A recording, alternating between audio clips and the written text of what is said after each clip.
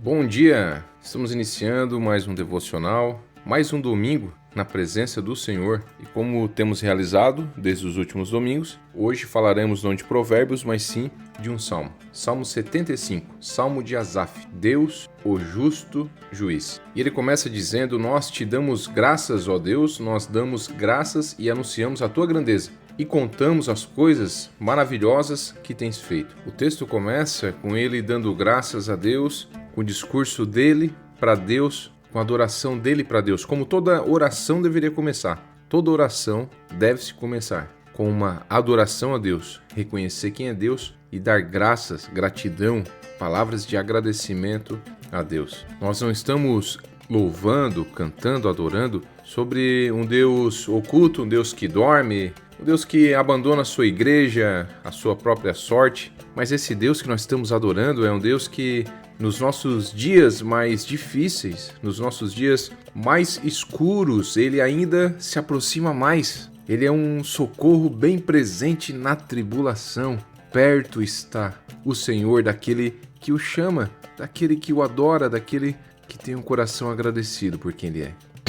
Então ele começa com uma adoração a Deus, e aí vem a resposta de Deus. Versículo 2, Deus diz: eu marquei um tempo certo para o julgamento e julgarei com justiça. Ainda que a terra trema e todos seus moradores estremeçam, eu manterei firme as suas bases. O Senhor diz que o julgamento está marcado. Só Deus sabe a data do julgamento. Todos serão julgados. Seja Tribunal de Cristo, o grande trono branco, todos serão julgados, e o julgamento de Deus é um julgamento de justiça. Enquanto nós vemos pelo mundo tiranos no poder, governos se derretendo, o Senhor está dizendo que Ele sim manterá firme toda a sua base. Ainda que a terra trema, ainda que os moradores estremeçam, ainda que venha guerra, ainda que venha dificuldade, venha fome, o Senhor mantém as bases sólidas para quem acredita nele. É o Senhor que mantém e sustenta o justo. Nós passamos por aflições, por lutas, mas o Senhor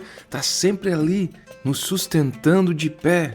E ao redor de nós, muitas vezes, se abalam todas as coisas, mas o Senhor nos mantém de pé. Por isso, meu irmão, minha irmã, meu querido e minha querida que está aí ouvindo, por isso não há nenhuma causa real para o medo. Enquanto Cristo for a coluna, a base, a sustentação, a tempestade vem, mas a casa resiste. A tempestade vem, mas a igreja resiste. A tempestade vem, mas a empresa, a tua vida, a tua família resiste. Então nós vemos até aqui o salmista glorificando a Deus. Depois vemos Deus dizendo que haverá um julgamento, haverá justiça, mas ele vai manter firme as bases, justamente falando aqui para o justo. Mas o versículo 4 ele continua e diz assim: agora diga aos maus que não contem grandezas, que não sejam orgulhosos, digam que parem de se gabar do seu poder e de falar com arrogância. E realmente a pessoa que não quer Deus e não quer obedecer a Deus são pessoas más mesmo, são tolos espirituais, porque é impossível negar tamanha ajuda, é impossível negar tamanha rica porção. Deus oferece Cristo, Deus oferece a salvação, mas o pecador prefere ficar com o seu pecado. Não é inacreditável pensar isso? Uma pessoa que está morrendo de fome, o Senhor chega com um banquete, com água, e a pessoa prefere ficar nas suas mentiras, nos seus pecados, tentando se enganar, tentando achar uma solução. E o Senhor diz: para de se gabar desse seu poder, para com essa sua arrogância de seguir os teus próprios pensamentos. Não vai não, não segue nisso. Não sejam orgulhosos, virem-se para mim, o Senhor está dizendo. E aí o Senhor continua dizendo: o que vai acontecer? Preste atenção nisso. Você que não quer Deus, você que não quer se voltar para Deus, você que está mesmo achando que está caminhando com Deus, mas não olha para a Bíblia, não procura atender à vontade do Senhor, mesmo aquele que não acredita em Deus, saiba que o juízo final está chegando. O fim de todas as coisas está chegando. E aí no versículo 6 ele diz: porque o julgamento não vem de leste, não vem de oeste, não vem de norte e não vem do sul. É Deus quem julga. É Ele que declara que uns são culpados e que outros são inocentes. Esse julgamento, meu querido e minha querida, que há de vir, não tem instância, não tem um tribunal aqui, recorre a outro lá, não tem defesa, não tem argumentos, não tem espaço para você argumentar. A sua argumentação foi a tua vida. A sua argumentação foi os teus atos em vida. E a sua salvação, nesse julgamento, sair dele, vai depender daquilo que você creu ou não. Se você realmente acreditou em Cristo, porque quem crê em Jesus, crê que ele morreu na cruz do Calvário por mim, é impossível querer viver da mesma maneira, não. Se eu estou passando na rua e de repente vou sofrer um assalto e alguém vai ali e se joga na frente, recebe o tiro por mim, eu vou querer olhar para tudo que a pessoa fez na vida e querer viver em homenagem a essa pessoa que deu a vida por mim. Então é impossível você dizer que ama a Deus, que crê nele, mas dá as costas para aquilo que ele fala. Por isso esse julgamento não tem instância, não tem norte, não tem sul, não tem direita, não tem esquerda, não tem defesa, não tem argumentação. Tem um Deus que tudo vê, tudo contempla, até a intenção do coração ele vê. Eu li num livro que dizia assim: um homem sem Deus é como um deserto lá da Arábia. Não traz benefício nenhum para ele mesmo ou para o seu próximo, porque o deserto é assim. E ele diz, é como uma areia sendo lançada de um lado para o outro, levada pelas suas paixões traiçoeiras, ou seja, não leva a lugar nenhum. É aquecido pelo sol da sua imprudência. É um deserto terrível, na qual Deus não vai conceder a luz de seu semblante para o auxílio. Pesado, pesado. Que triste para o ímpio que não quer olhar para o Senhor. E o versículo 8 diz, o Senhor Deus tem na sua mão uma taça cheia de vinho forte da sua ira, e ele serve o vinho e todos os maus o bebem e bebem até a última gota. No final não se tornou nem pesado aquilo que eu li antes, porque aqui mostra uma realidade muito dura. O Senhor, com toda a sua ira, vai fazer com que o mal a beba até o final. A ira de Deus pelo pecado, o cálice amargo, deixa claro da eternidade do inferno, dizendo que vão beber e beber para sempre. Essa é uma realidade que aquele que você conhece, seu amigo, seu parente que não quer Cristo, deve descobrir, deve saber. Você deve encaminhar isso para eles, porque eles precisam saber que é uma realidade do inferno que Deus quer livrar. Há uma ira de Deus pelo pecado que ele quer livrar o homem. Todo o inferno foi feito para quem não quer Deus, para o ímpio. Toda a amargura para o amargo. Toda a ira para os herdeiros da ira.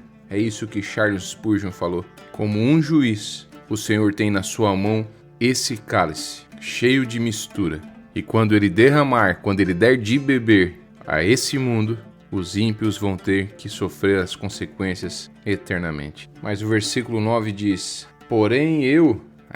Aqui está a chave. Não sei se você está entendendo o pensamento desse salmo. Ele começa adorando e exaltando o Senhor pela sua grandeza. Depois ele relata as palavras de Deus, dizendo que Deus preparou tudo para um julgamento. Depois ele mostra que esse julgamento é um julgamento perfeito e justo. E aí depois ele mostra todas as consequências terríveis daqueles que vão ser julgados. E aí no final, no versículo 9 e 10, ele diz, porém eu... Aí o autor volta a falar. Eu sempre vou falar a respeito do Deus de Jacó, e eu vou lhe cantar louvores. Ele quebrará o poder dos maus, mas o poder dos que obedecem a Deus crescerá. Ele termina dizendo assim, aqueles que não querem a Cristo vão viver uma vida eterna sofrendo, mas nós que queremos a Cristo vamos continuar falando desse Deus e vamos continuar cantando louvores. E eu consigo pensar aqui em dois sentidos. Primeiro sentido é no sentido eterno, que lá no céu nós vamos continuar obedecendo a Deus, crescendo no Senhor, nós vamos continuar louvando eternamente, isso vai estar latente em nós, mas eu vejo também como um aviso e um cuidado dele, dizendo assim, enquanto nós estamos então aqui, nós temos que continuar falando a respeito desse Deus e cantar louvores, porque ele vai continuar quebrando o poder do mal e vai continuar ajudando aquele que ama o Senhor, que obedece o Senhor. Ele vai continuar tirando o ego, a soberba daquele que ele quer tratar, que ele quer salvar. O Senhor tirou todo o teu ego, o Senhor te quebrou, o Senhor arrancou tudo de ti com as mãos para que você se dobre a Ele. E se você se dobrar a Ele, Deus o fará crescer. Mas se você não se dobrar a Ele, o cálice da ira te espera. Amém? Esse é o Salmo. Esse é o Salmo de domingo. Esse é o Salmo de domingo. Talvez não era o que você queria ouvir, mas é o que você precisa ouvir. Se você já está pronto, mantenha-se pronto, e ajude a quem está ao redor. Se você não está pronto, arrume-se, ajeita a tua vida, porque você querendo ou não, tudo isso vai acontecer. Vamos orar? Pai, te louvamos pela tua grandeza, pela tua bondade, por tudo que és, Senhor. Te louvamos, Pai, porque Tu dá ainda a oportunidade, Senhor. O Senhor dá a oportunidade ainda dessas pessoas ouvirem sobre o céu, sobre o inferno, antes que chegue o dia do julgamento, Pai. Pai, eu peço em nome de Jesus, desperta aquele que está ouvindo, Pai. Essa pessoa, Pai, que talvez esteja ouvindo e está bem contigo, Pai, que ela consiga, Senhor, ter força para pregar para aqueles que estão afastados, para aqueles que não querem a Ti, Pai. Que elas consigam levar esse vídeo adiante, Pai, para que toque, Senhor, pela Tua palavra, pelo Teu poder, Pai. Abra o entendimento dessa pessoa que está afastada de Ti para o futuro que é, Senhor, sem Ti. Salva essas vidas, liberta essas vidas, traga essa alma, Senhor, de volta para Ti, para que haja testemunho, Senhor, do Teu poder e da Tua bondade. Que essa pessoa que está ouvindo até o final, Pai, mas ainda, Senhor, o coração está endurecido para a salvação. Que essa semana seja marcada por uma experiência sobrenatural na vida, a ponto de ela olhar e dizer sim, o Senhor me chama e eu preciso me voltar para Ele. É o que eu te peço e te agradeço em nome de Jesus. Amém.